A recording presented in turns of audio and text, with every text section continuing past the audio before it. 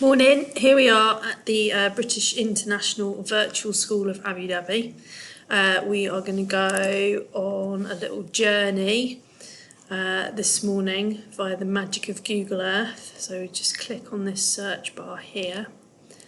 We're going to go to Bali for our tourism assignment today. Quite a long way away. Thankfully we can go via Google Earth because obviously the airport's closed. Here we are. Here is the island of Bali in Indonesia, in Southeast Asia, and you can find out some stuff about it by using these little cards here. So we're obviously interested in finding out about what might attract tourists to Bali. So obviously you can see it's an island, so it's got lots of beautiful coastline. Let's see, what else does it say about the place? Where can we go in Bali? So if we just have a little fly here, and it will tell us some little things about destinations in Bali. So the first destination you can find out about here is Ubud. Ubud is in the centre of Bali. You can see it is very lush and green. Lots of rice paddies, lots of forest, lots of wild animals, lots of cool things to do, and lots of crafty stuff there. Okay, where else can we go? Kuta. So Kuta's a little bit of a sort of fun place to go. Big beachy. You can do some surfing, stuff like that there. Also, it's kind of I suppose it's a little bit overdone now, because it was one of the first places that developed on the island. It's still really lovely, still got a lovely beach and stuff, but it's probably a little bit more tired than the rest of the place. You can see there that the sort of tourism development's got quite into sort of mass tourism. Okay, Denpasar is where the main airport is in Bali. It also has this place here, Sanur Beach, which is really lovely, and lots of sort of rich historical bits and pieces to look at there, and cultural temples and things. Jimbaran, it's a little bit more upmarket. Used to be a fishing village, but now it's got quite a big kind of resort thing going on there. Again, there's some good surf and stuff there, maybe not as good as further north, but it's certainly a very beautiful part of the country. Canggu, this place has really popped kind of in the last 10 years, mainly because of the surfing culture there. It's very much an up and coming area in Bali. Labina Beach is in the north. Labina Beach it has black sands. It's a volcanic beach area. You can see on Bali there's a couple, well, more than a couple, there's 3 big volcanoes on the island. This one, I think, also historically, you can see there that it's already erupted quite largely. So obviously Bali is on the Pacific Ring of Fire, so it is prone to some tectonic activity, if that's the sort of thing that interests you. Labina's less developed, much nicer, kind of chilled out vibe, lots of good wildlife, some good diving up there as well. Let's see, where else we go. Kintamani. This is Mount Batur is here.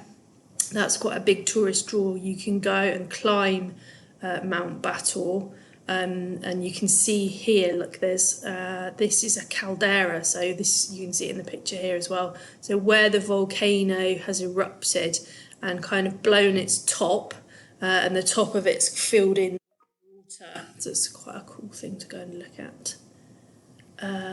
Padang Bai, I have never been to. It's near Candidasa, which I have been to. Further along this coast here is where there's lots of really good diving. There's a really massive shipwreck of an American Liberty ship up there that you can dive on, which is really very cool to see. Candidasa's one I was just talking to you about. Singajara. Never been up there. looks quite pretty. It says it's known for Dutch colonial era warehouses on its waterfront. So there you go. So in part Indonesia was a Dutch colony back in the days of colonisation. That's why you will often find there's quite a lot of Indonesian culture in Holland as well. So it's sort of a vice versa cultural thing going on there.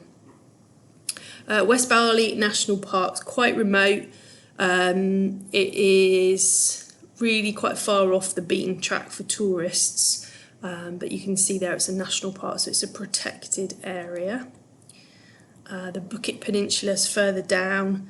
This sort of bit down here, again, still quite touristy, quite really pretty though down there. More cliffs, a bit harder to surf down there because there's less kind of beach action. Kuta Selatan. I hope Alif's not listening to my pronunciation here because he'll murder me. Some good water sports there, so sailing. You can see there some, can't remember what it's called, when they make you go up in the air with a parachute. Anyway, so I think you're getting the general feel for Bali. What you can do if you want to have a look yourself, if you go in here and you press shift, click shift and drag, you should be able to kind of get yourself into a 3D situation. There you go. So click the 3D button down here, and you can go and explore. Scroll yourself in a little further.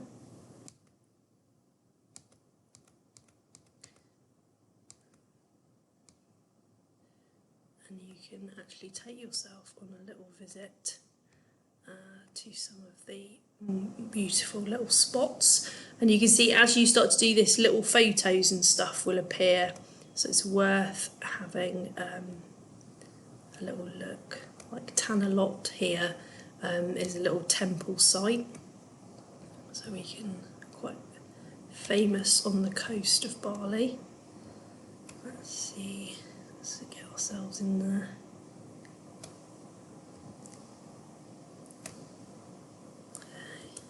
And you can see, get a look.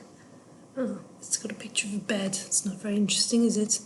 But you can get yourself right in there.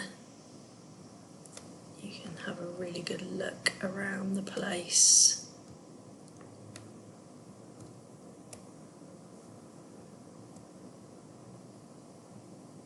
I know it's always tempting when you first start using Google Earth to just find your house, which is fine, which is a good way to kind of start the process.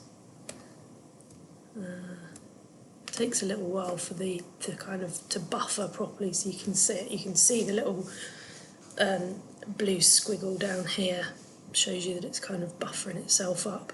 But anyway, there you go. There's a little tour of Bali. I'd recommend that you either have a look on Google Earth yourself, so you can have a look at the site and situation, find out what countries are nearby, what are the seas, what are the oceans, that kind of stuff, and have a little footle around. If you've never been there, it's a very, very beautiful place and it's worth having a look at.